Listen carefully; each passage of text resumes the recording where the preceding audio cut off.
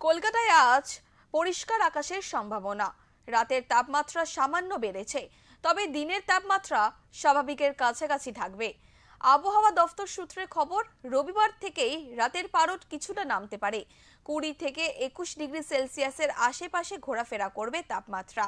ফলে রাতে ও ভোরের হালকা শীতের আমেজ আরও বাড়তে পারে।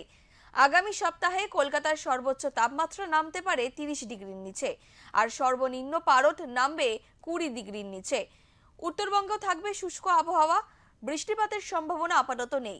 রবিবারের পর থেকেই উত্তরবঙ্গে 2 থেকে 3 ডিগ্রি সেলসিয়াস পর্যন্ত তাপমাত্রা কমতে পারে এবং পশ্চিমবঙ্গের পশ্চিমাঞ্চলের যেমন বাঁকুড়া, পুরুলিয়া, বীরভূম ও পশ্চিম মেদিনীপুরের শীতের অনুভূতি আরও স্পষ্ট হবে।